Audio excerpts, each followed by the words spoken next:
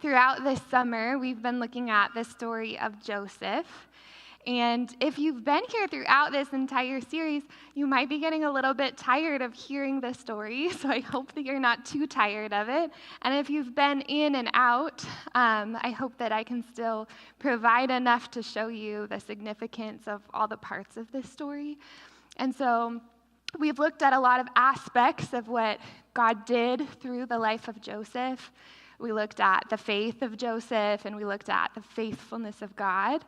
And today we're going to look at forgiveness and the beautiful picture of forgiveness that we see at the end of this story. So we'll be wrapping up this series today. We get to finally focus on how this story ends and how all of the tension and all of the chaos is resolved at the end of Joseph's story in Scripture. And in order to see this forgiveness, we do have to understand what he had to forgive, right?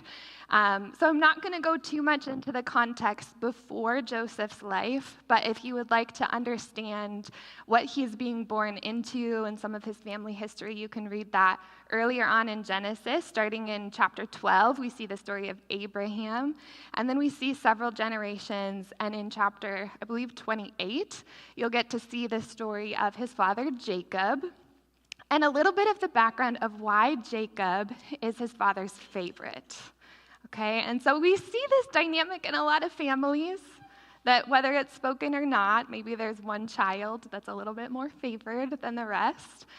And when we start the story of Joseph, this is the dynamic. He's one of He's one of 12 boys.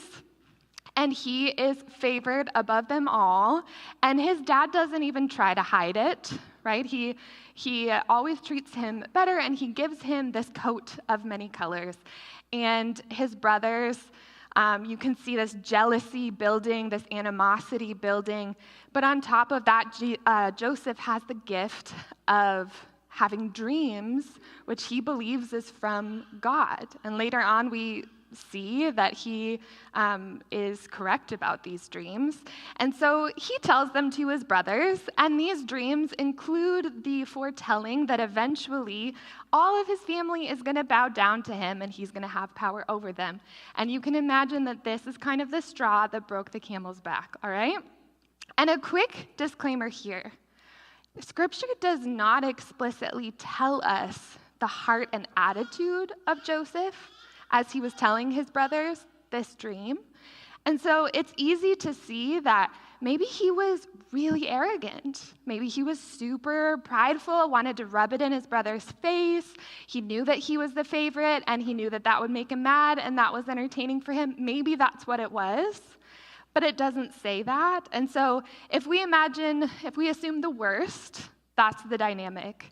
If we choose to see the best in Joseph, it could be that he was just a confident young guy who had no idea how to read a room and didn't understand the privilege he had, right? And I think that we see that dynamic a lot where people are in a state of privilege and they might not realize they're flaunting it, and it's not because they have any sort of malicious intent. It's just because they're kind of oblivious to the privilege that they have, right? And so it could be either of these dynamics. Scripture doesn't tell us, but I think it doesn't tell us because what we need to understand here is not the intent of Joseph, but that regardless of his intent, he was severely wronged. Okay, he was the victim. It doesn't matter if he was a prideful little brother. If your little brother is prideful, that doesn't mean you go and kill him, right? And so regardless of his intent, regardless of his motivation, the emphasis here is that he was wronged, that he was unjustly treated very severely. Okay, so they try to kill him. But then one of his brothers is like, I don't want to do this. He tries to save him. And so eventually they settle and they sell him into slavery. So he goes to Egypt. He ends up in this master's house. His name is Potiphar. And he starts to win favor again with this master. But then the master's wife tries to seduce him. He resists. And then she frames him. And then he ends up in prison. quick little side quest here. The chapter before that, we see this little subplot with his brother Judah. His brother Judah was the one who had the idea to sell him into slavery. So he was the worst brother, right? And so we see this little side plot. I'm not going to get into the details. Feel free to read it because it's not exactly Sunday morning appropriate. But we see that Judah was faced with very similar temptations as Joseph, and he did not resist it, and he created a big old mess. But beautiful thing out of this is that it was through that mess that eventually we see the genealogy that leads to Jesus. Fascinating. But it's crazy because we see these two contrasting stories, because the very next chapter we read the story of when Joseph was seduced and he resists. And so we see this steadfast character in him, whether it is the character that he's had the whole time or it's character that has developed throughout his experiences. We see this deep integrity. But even though, Judah, eventually from his mess, we see this incredible blessing, while Joseph resists and shows strong character, he ends up unjustly punished. So he's in prison, and then a cupbearer of the king is thrown into prison. Joseph is able to interpret a dream that he had in prison, which eventually leads to this restoration of the cupbearer's position.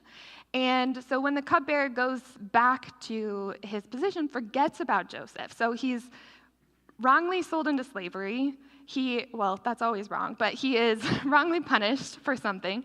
He is then thrown into prison for something he didn't do, and then he's forgotten about for years. And until Pharaoh, who is the leader of all of Egypt, has a really troubling dream. And then the cupbearer is like, oh yeah, there's this guy Joseph. So they go back, they get Joseph. Pharaoh tells his dream. And then here's this beautiful thing that we see with Joseph, that, again, regardless of his original intent when he told his brothers the dream, and he just said, I had this dream, it's from God. Now he is giving all credit to God, and he says, I don't have the interpretation, but God does.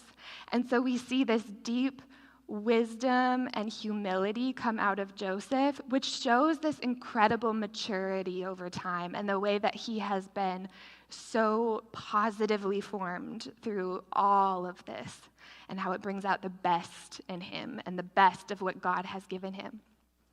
So this dream is that there's going to be 7 years of abundance in the land, and then there's going to be 7 years of famine. And when Pharaoh hears this, and he hears the wisdom that Joseph has and how he speaks with this confidence that he has from the Lord, he decides to entrust Joseph with all of it. And he basically says, I'll still be on the throne, so technically I'm number one, but you're running the show, all right? So it's basically Joseph running the whole country, and he does it beautifully. So the next 7 years, there's this incredible abundance. As somebody who loves to garden and who loves to grow things and harvest things, it's really fascinating to hear about how abundant those 7 years were. It says that they had to stop even keeping track of things because the harvest was beyond measure.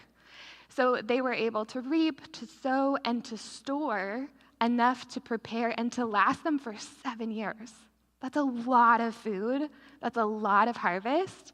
And Joseph was able to oversee all of that and to take his responsibility very seriously. So when the 7 years of famine comes, Egypt was well prepared. They were living great. But the surrounding areas were not, including the land where his family lived. So this is where we get into the new part of this story from previous weeks. Joseph's father, Jacob, says, all right, we need food, so y'all need to go to Egypt, buy some food, bring it back for the family. But don't take Benjamin, the youngest, because he's my new favorite, and I don't want anything to happen to him because my old favorite died. So they're like, okay, fine. So they all go except for Benjamin and the father. They come before Joseph having no idea who this man is, and they are bowing down to him, begging for food and to be saved. But he recognizes them. Another interesting thing is that he still knew his mother tongue that they were speaking, but he also spoke the language of Egypt. So he was using an interpreter, and they didn't know that when they talked amongst themselves, he could understand them also. And so in this moment, he realizes that his dream, the thing that got him into all of this, is being fulfilled in front of his eyes. And they have no idea. And so he kind of plays a little bit forward where he doesn't reveal himself immediately. And he starts to speak harshly to them. And he said, did you really come here for food? Or are you just coming here to spy and to see the weakness of our people and the weakness of our land? He starts accusing them, falsely accusing them, just as he had been falsely accused many times. And they start begging with him, and they say, no, we're truly here. And they tell him about their family. He starts interrogating them about where they're from and from their family, and they start telling him. And they're very distraught about this. And so they start kind of whispering to themselves. They're like, it's us being punished because we killed our brother Joseph. And the brother Reuben is like, I tried not to tell you. You know, they're having this little quarrel and trying to think that they're reaping what they sowed years back. When Joseph hears this, we see this moment where he breaks. He has to turn away, and it says that he weeps, like secretly. They have no idea still.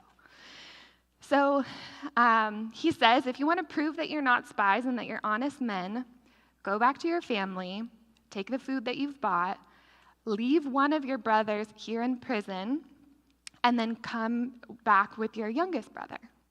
So, unjustly, somebody being put in prison, just as had happened to him. All of the brothers go back, and an interesting thing here, they had come with money. They expected food in return. They get their food, but he puts the money back in their bags. We don't know exactly why. We don't know if he was trying to be gracious or if he was trying to freak them out a little bit, but it definitely freaked them out. They were terrified. They were like, oh no, if this is a mistake, we're going to get in trouble. What do we do? Is God punishing us? Again, there's this whole cycle going on. So they go back, and their father is really struggling with the idea of letting go of his new favorite. So a little side thing. If we're not going to blame the brothers for what happened in this whole story, I feel like he plays a really big role in the whole complex they have that led to this situation. So he said, no, you're not taking Benjamin. But Judah, the one who sold Joseph and had the idea to sell Joseph into slavery, and also the one that created a whole mess and shows all of these really deep character flaws, says, I will sacrifice my life for him if it comes down to it. I'm going to take care of him. So we begin to see this shift where before, Judah was the one who unjustly punished the favorite kid, and now he's going to protect him. So Jacob finally agrees. They go back to Egypt, and Joseph throws this big feast for them. And then he shows favoritism to Benjamin, just as he had been shown favoritism. And we see that he gives him 5 times as much food as the rest of his brothers. Interesting. So then he gives them the food that they had come to buy. He puts the money back in their bags again. And then he gives this silver cup, which at that time was incredibly valuable and important and signified the power that he had. And he snuck that into Benjamin's bag. He sends them on their way, and then he sends someone to chase after them and to accuse them of stealing it. So with all of this, we don't really know, again, it doesn't explicitly tell us the intentions of Joseph in not revealing all of this to his brothers and kind of doing this whole framing that we don't really know, but most scholars believe that he was testing them and he was trying to see if they had changed because he knew how he had been treated as their brother. He knew the corruption of their characters, and he wanted to see if there had been development there. If that's the case, it worked. because they end up coming back, and now they're pleading, they're begging for forgiveness. They don't know how to prove that they're innocent.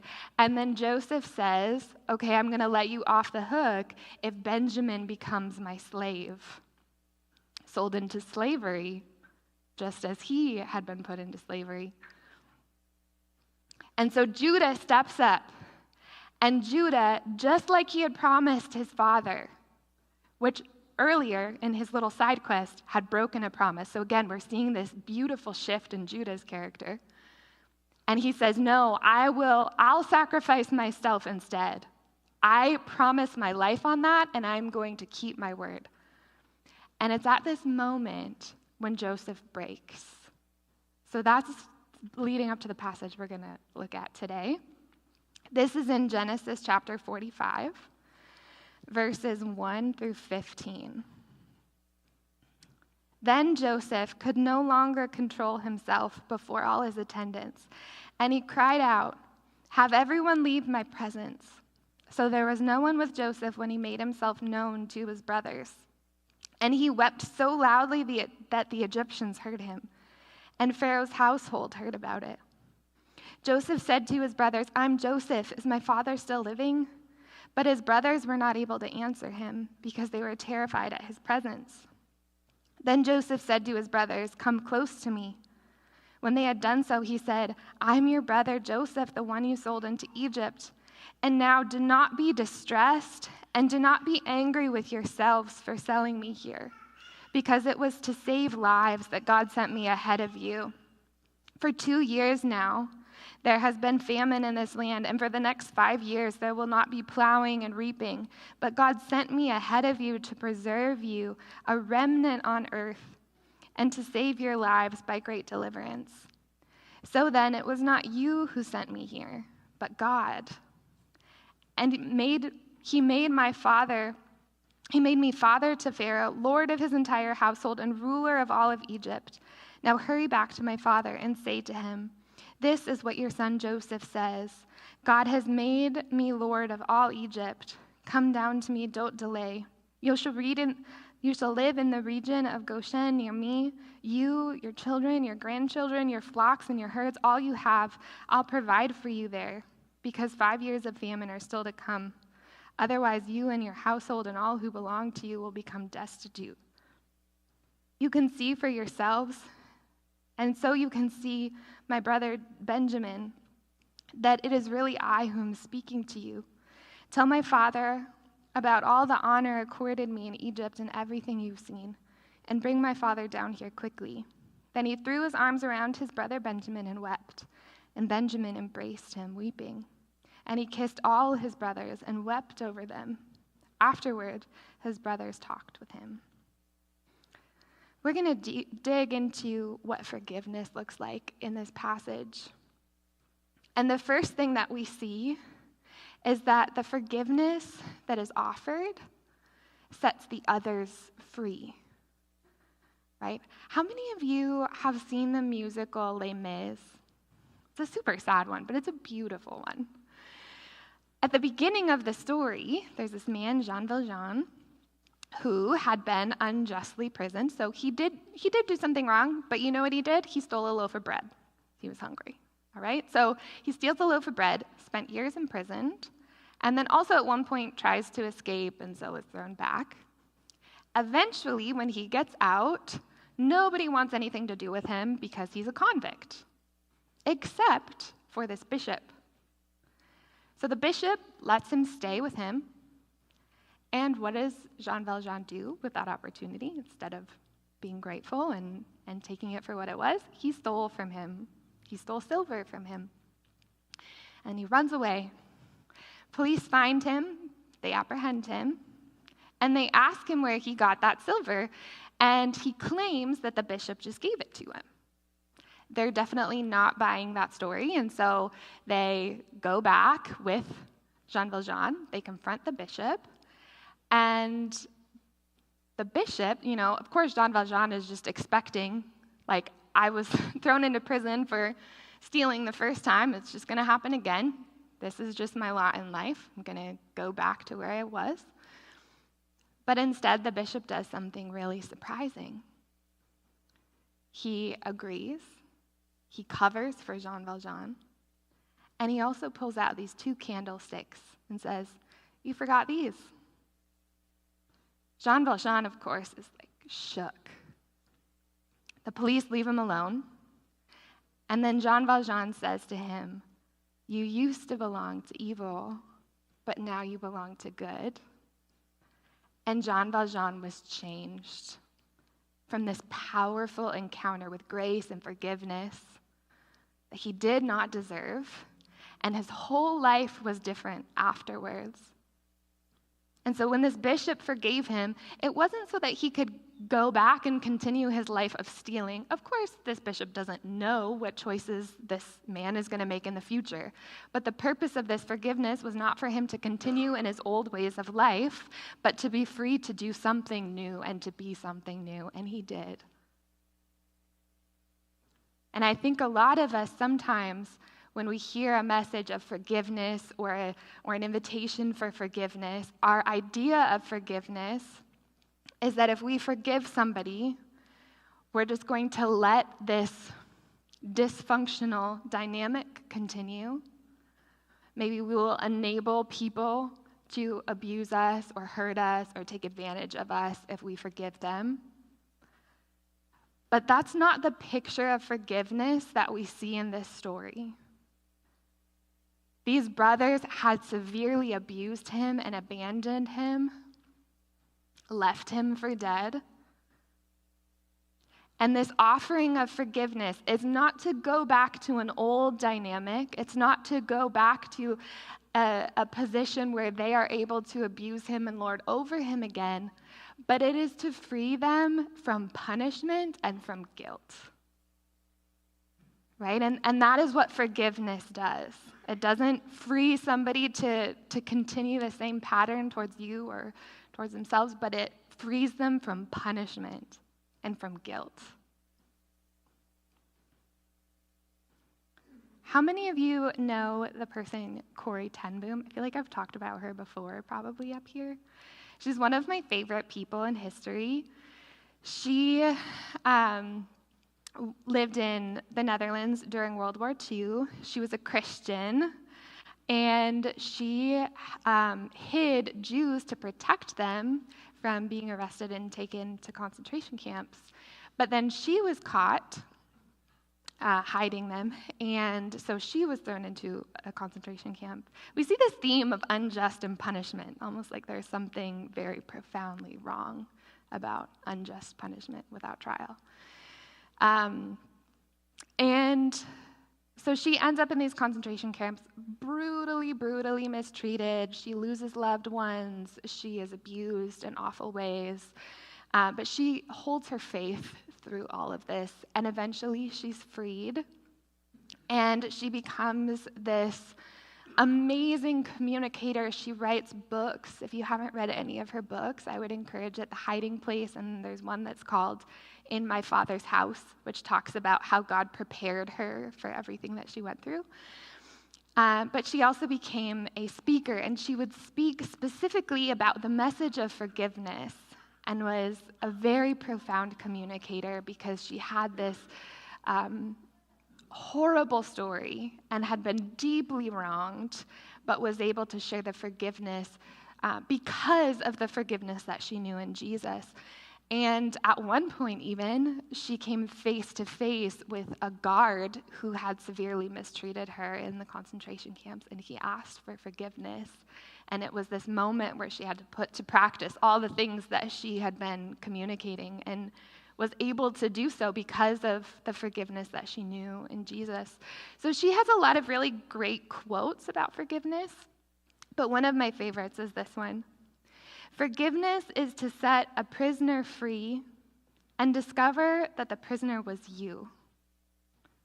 So the first part of forgiveness that we see in this story is that it frees the other. It frees the other from punishment and from guilt, but it also frees oneself. And again, this scripture, all throughout Joseph's story, it doesn't explicitly tell us the feelings and emotions and motivations of Joseph. So when he breaks down and weeps, we don't know what kind of, I imagine it's a big combination of emotions, but I think it's safe to say that there is profound healing that's happening in this restoration, in this act of forgiveness that he is offering them. Not just for his brothers, because he says, don't carry this guilt anymore. Don't be angry at yourselves. Set yourselves free. Forgive yourselves for what happened. But we also see this freedom that he experiences from blame and from regret. I don't know about all of you, but I feel like for me, whenever I go through something where I've been wronged or have been deeply hurt or wounded by something, the easiest thing to do is to blame and to hold on to that. And sometimes rightly so, right? If somebody has profoundly wronged you, they are at blame. And so it's understandable that this is our way of making sense of things, of making sense of brokenness or of conflict or hurt. Sometimes we blame the other, and sometimes we blame ourselves. Even if we didn't do something horrible, but even if you were the victim. And so I don't know if Joseph felt this way, but if I put myself in his shoes, especially all the time he spent in prison, he probably had a lot of time to think about what happened. I imagine that for myself, of course I would be angry and blame my brothers and feel bitterness and hate towards my brothers, but also myself, like, man, I can't believe I said that. Like, I can't believe that I was so unaware of how they felt that I would take it that far. Like, if I would have just kept my mouth shut, if I would have just downplayed the way that my dad was treating me, like, if I would have done it differently, maybe I wouldn't be in this spot. Again, we don't know if he feels that way, but I know that I would, and I think a lot of us would. And so just as Joseph is telling his brothers, you should also forgive yourself, we see that this forgiveness is setting Joseph free too. Because now he does have power over them. And we see a little glimpse of it, but he could keep dealing all the bad hands and bad cards that he had been dealt. Unjustly imprisoning, framing people, accusing people unjustly, showing people favor, all of these things that had happened to him that were unjust. He could have continued to deal those cards because he had all the cards available to him to deal.